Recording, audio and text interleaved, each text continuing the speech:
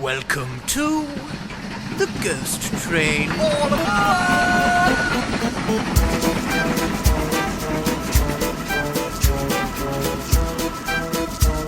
Tonight I thought I would read some kind of spooky, kind of scary stories at night. So join me and let's get started. The first story is short, and this one is called The Licked Hand. A young girl named Lisa often had to spend time alone at home at night, as her parents worked very late. They bought her a dog to keep her company and to protect her. One night, Lisa was awoken by a dripping sound. She got up, went to the kitchen to make sure the tap was turned off. As she got back into bed, she stuck her hand under the bed and the dog licked it. The dripping sound continued, so she went to the bathroom and made sure the tap was turned off there. She went back to her bedroom and stuck her hand under the bed, and the dog licked it again. But the dripping sound continued, so she went outside and turned off all the faucets out there. She came back to the bed, stuck her hand under it, and the dog licked it again. The dripping continued. Drip, drip, drip. This time she listened and located the source of the dripping. It was coming from her closet. She opened the closet door, and there she found her poor dog, hanging upside down with its neck cut. Written on the inside of the door was, "Humans can lick too."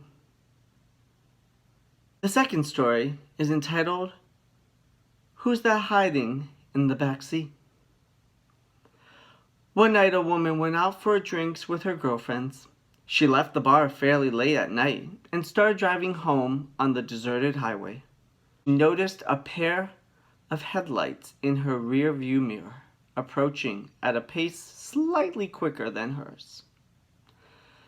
As the car pulled up behind her, she glanced and saw the turn signal on. The car was going to pass her, when suddenly it swerved back behind her, pulled up dangerously close to her tailgate, and flashed its lights. Now she was getting nervous. The lights dimmed for a moment, and then the brights came back on, and the car behind her surged forward. The frightened woman struggled to keep her eyes on the road, turned onto the exit. The car continued to follow, flashing its lights periodically. Through every stoplight and turn, the car followed her until she pulled into her driveway. She figured her only hope was to make a mad dash into the house and call the police. As she jumped out of the car, so did the driver of the car behind her, and he screamed, "Lock the door and call the police! Call 911! When the police arrived, the horrible truth was finally revealed to the woman. The man in the car behind her was trying to save her. As he pulled up behind her, his headlights illuminated her car, the silhouette of a man with a butcher knife rising up from the back seat. I'm not particularly fond of spiders. For those who may know, I am terrified of them.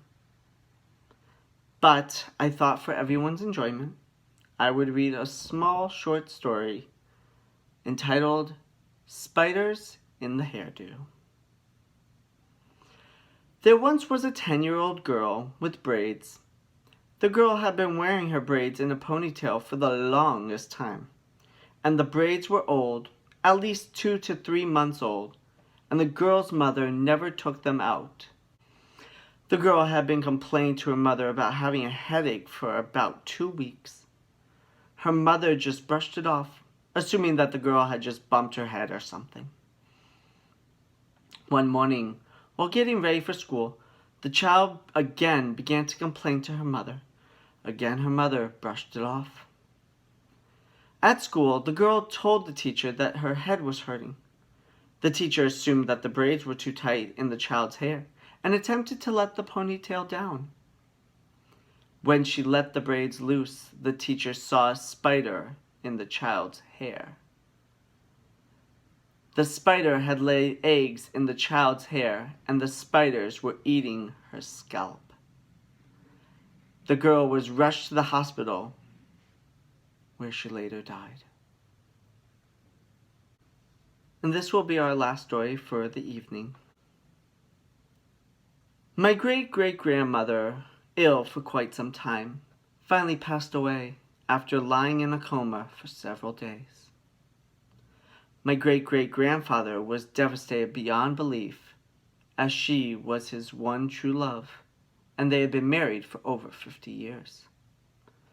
They were married so long it seemed as if they knew each other's innermost thoughts. After the doctor pronounced her dead, my great-great-grandfather insisted that she was still alive. They had to pry him away from his wife's body so that they could ready her for burial. Back in those days, they had backyard burial plots and did not drain the body of its fluid. They simply prepared a proper coffin and buried the body in its coffin, in its permanent resting place. Throughout this process, my great-great-grandfather protested so fiercely that he had to be sedated and put to bed. Finally, his wife was buried. That night, he woke to a horrific vision of his wife hysterically trying to scratch her way out of the coffin. He phoned the doctor immediately and begged to have his wife's body exhumed.